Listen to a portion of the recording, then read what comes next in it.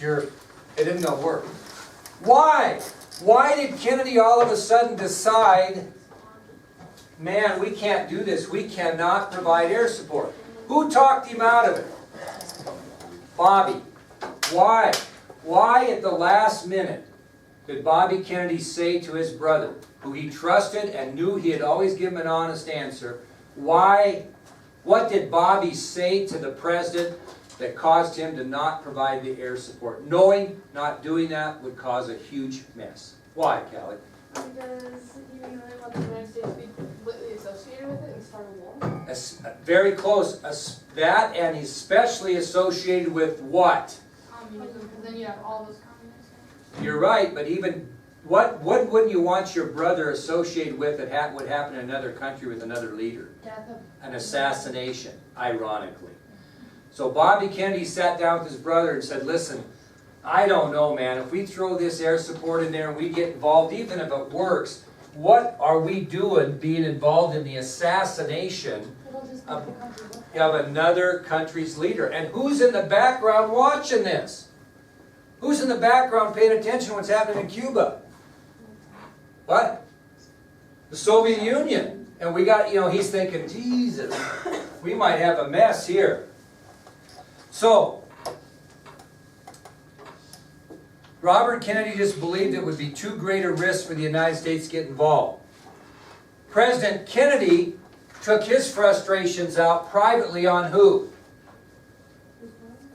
Oh. Who? Who was he mad at because he didn't think he got the right or correct information? He's really pissed off. He's really pissed off about this revolt that was studied and was supposed to happen. So Kennedy was incredibly angry. At the CIA, he didn't think he got the right information from the CIA. He thought, if you're going to predict a revolt, have a clue, man. You know what I mean? What's that? The CIA he was mad at because he thought they didn't give him all the information or their projections weren't very accurate. Because if you have a revolt, does that help the cause? This thing actually probably maybe even works without air support to a point if he gets the revolt he's looking for. But I think at the last minute, Bobby said, God, I don't think we're going to get the reaction you think here. And we're going to get involved in the plan to not only, invade a communist country, but we're going to be involved in a plot to assassinate a leader. We got to get out of that. Well, this is where we go back to John McCone. What did I tell you yesterday about John McCone? He got fired. He didn't get fired. He got hired. Yeah. Alan W. Dulles got fired, and this is what happened to Dulles. After the Bay of Pigs, and after Kennedy's frustration and anger with the CIA, he fired Alan Dulles and replaced him with John McCone. That's why we gave you that story yesterday.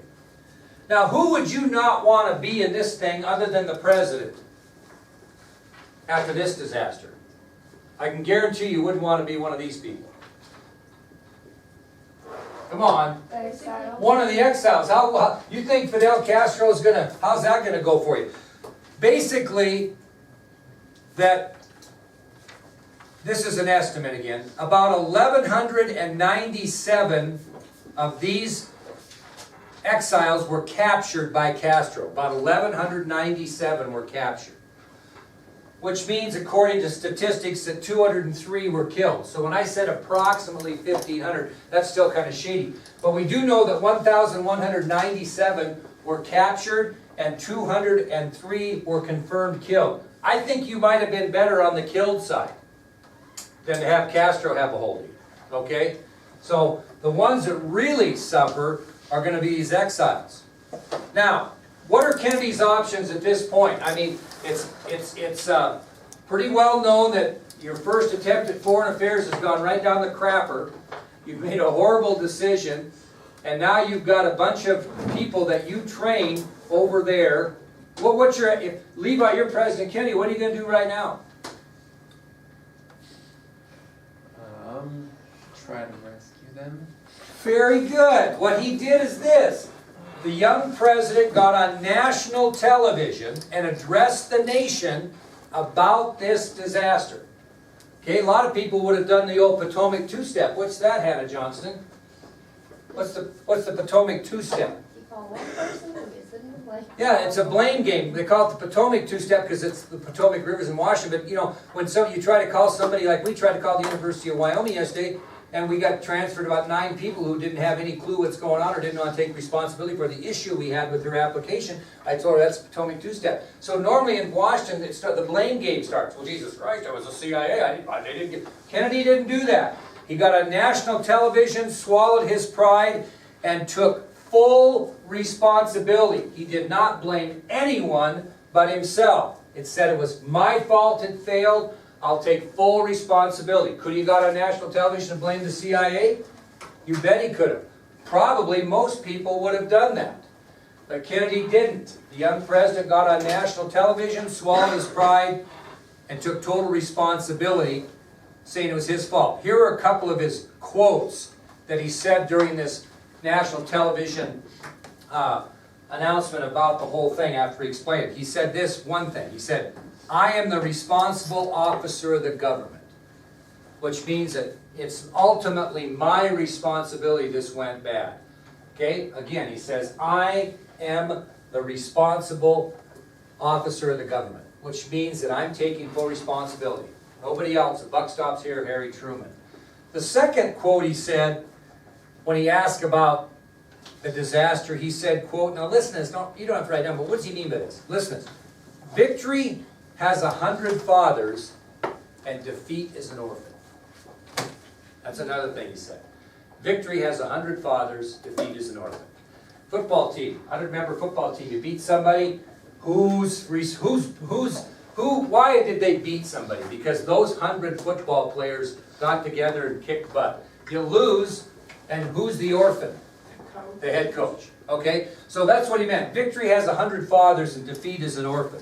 He took full responsibility. Now, getting back to Levi's great insight, on December 29th, 1962, on December 29th, 1962, the United States sent $50 million worth of supplies and goods to Cuba in exchange for what? Surviving exiles. So I bet they were in good shape by the time they got them back. Okay, think about that.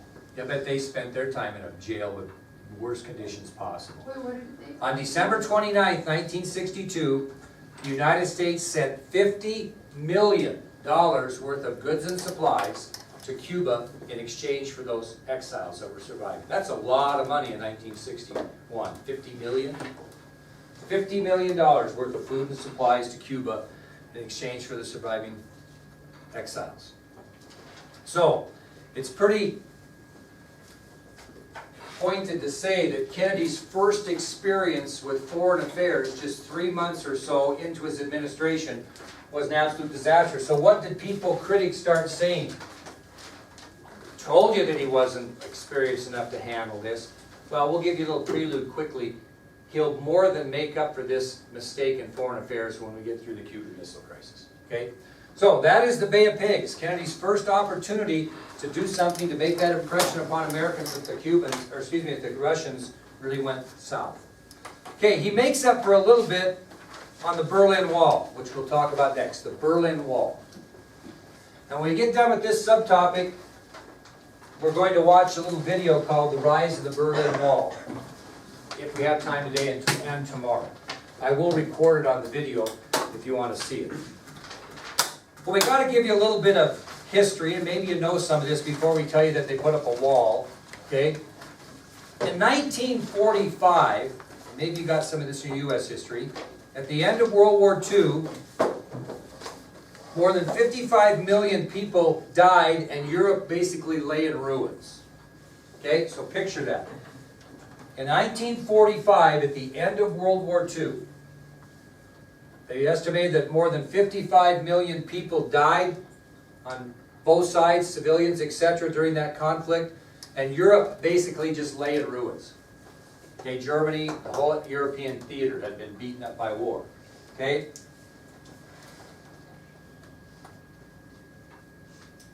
Russia's Red Army, that's what they called their army, had taken control of the city of Berlin. And it cost him about 200,000 men's lives to gain control of that area. So Russia's Red Army takes control of the city of Berlin. What side did Russia fight on? Did they fight on the side of Germany in World War II? No. They were part of the Allies. Okay?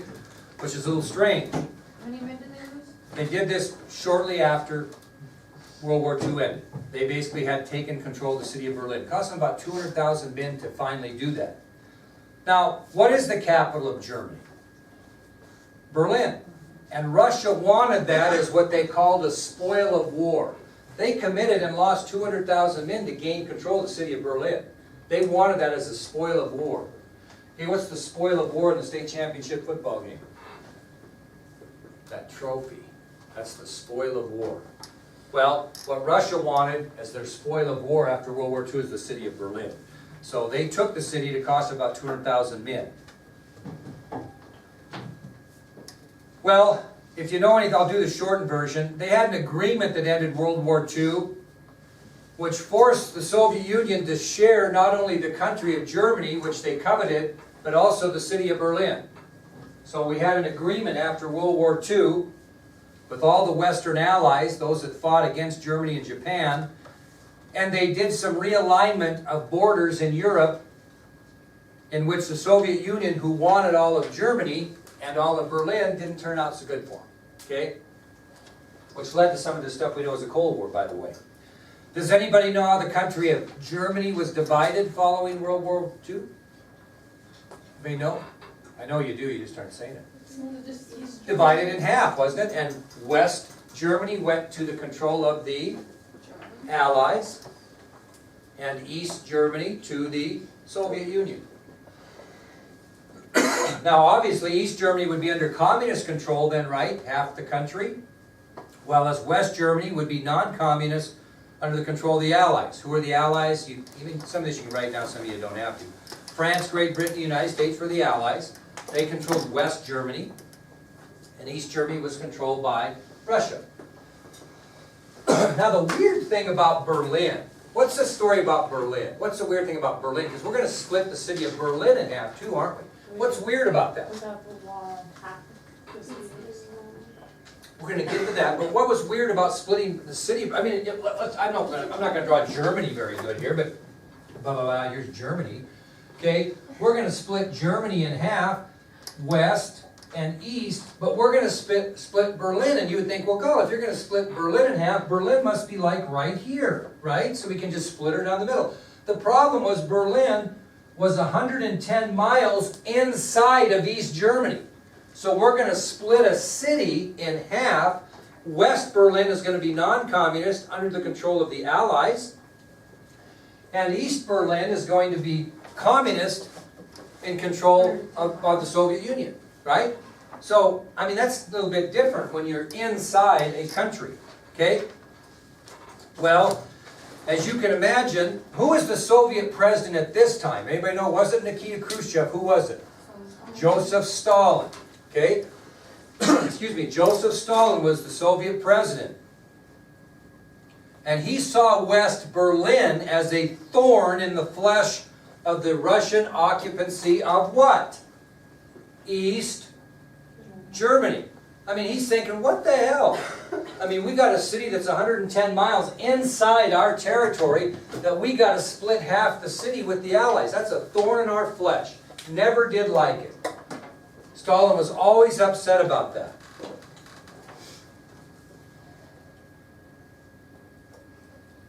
Well, because of that, in 1948, he blocked all roads into West Berlin. Could he do that? The entire city was in East Germany. Pretty easy for him to do that, wouldn't it? He controls the country. So what he did in 1948, because he was upset about this thorn in the flesh, is he blocked all roads into West Berlin from the Soviet side. Okay, trying to force who out? Trying to force all those non-communist people in West Berlin where? Over into West Germany. Okay? Well, he didn't get a chance to complete that goal because he was replaced by Nikita Khrushchev, who became president of the Soviet Union, which we'll talk a lot about here in the next several weeks. And Nikita Khrushchev took over as president of Soviet Union. He didn't look at West Berlin as a thorn in the flesh of the Russian occupation of East Germany. He called it a malignant tumor in the flesh of East Germany. He saw it as a malignant tumor. What did Stalin see it? Thorn in the flesh. What did Khrushchev see West Berlin as? A malignant tumor. You'd much rather have a thorn in your flesh than a malignant tumor. That just tells you the impact of what the philosophy was. Now, Khrushchev hated the Western Hemisphere, hated the Allies. And what did he do to just kind of piss us off on every occasion and make us nervous? Always threatened to do what? Take over West Berlin. And I'll tell you, the United States especially was going to have no part of that. So anytime that Khrushchev wanted to cause some pain to countries in the Western Hemisphere, mainly the United States, he would appear to make an attempt to take West Berlin, and the United States was not letting that happen, and keep that in mind under any circumstances. That was never going to happen. Okay? Never. They would protect West Berlin if it meant going to what? War. Keep that in mind.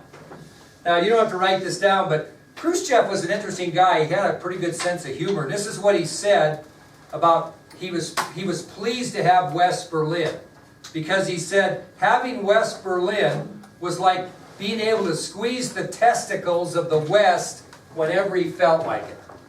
He really called it a malignant tumor, but he enjoyed having it, and he enjoyed the threat because, as you can imagine, not being gross, every time he wanted to cause pain to the United States, he could just grab their testicles and squeeze, because, boy, they would pay attention to that. That's what he said himself. Having West Berlin was like being able to squeeze the testicles of the West whenever he felt like it. So whenever he wanted to make pain for the Western Hemisphere, he just squeezed Berlin a little bit, or made it look like he was going to take them. Now, last thing I'm going to tell you today, it's important. This didn't happen just during the Kennedy administration. This happened well before, obviously.